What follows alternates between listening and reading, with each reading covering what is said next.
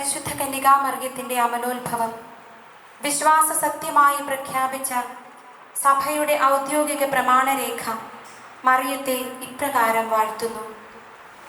സൗന്ദര്യത്തേക്കാൾ സൗന്ദര്യവതി, മനോഹാരിതയേക്കാൾ മനോഹരി, വിശുദ്ധിയേക്കാൾ വിശുദ്ധ, എല്ലാ സമഗ്രതയെയും കന്യാത്വത്തെയും അതിശയിക്കുന്നവൾ, പരിശുദ്ധാത്മാവിൻ്റെ സകല കൃപകളുടെയും നിവാസ കേന്ദ്രമായി തീർന്ന ഏക വ്യക്തി.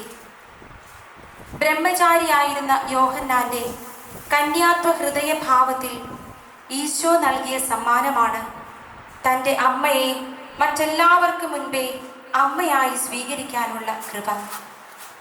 സമർപ്പിതരായ നമുക്കുള്ള ഈശോയുടെ സ്പെഷ്യൽ ഗിഫ്റ്റാണ് പരിശുദ്ധ അമ്മ. ഈ സമർപ്പിത ജീവിതത്തിൻ്റെ തീവ്രതയിൽ ആയിരിക്കുമ്പോൾ നമ്മുടെ അമ്മയായ കർമ്മല അമ്മയോട് ചേർന്ന് ഈശോയുടെ ദിവ്യരഹസ്യങ്ങളെ ധ്യാനിക്കുമ്പോൾ ലോകം മുഴുവനുമുള്ള എല്ലാ യുവജനങ്ങളെയും പരിശുദ്ധ അമ്മയുടെ വിമല ഹൃദയം വഴി ഈശോയ്ക്ക് സമർപ്പിക്കാം.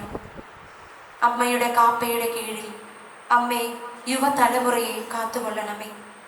അമ്മയുടെ കർമ്മലയിലേക്ക് യുവതലമുറയെ അങ്ങ് ആകർഷിക്കണമേ എന്ന പ്രാർത്ഥനയോടെ, വിഭജിക്കപ്പെടാത്ത ഹൃദയത്തോടെ, സമർപ്പണത്തിൻ്റെ ആഴങ്ങൾ ജീവിക്കാനുള്ള കൃപ യാചിച്ചുകൊണ്ട് പരിശുദ്ധ അമ്മയുടെ വിരൽത്തുമ്പിൽ പിടിച്ച് നമുക്ക് ഈ ജപമണി വഴികളിലൂടെ യാത്രയാകാം. വിശ്വാസ പ്രമാണം. സർവശക്തനായ പിതാവ് ആകാശത്തിലെ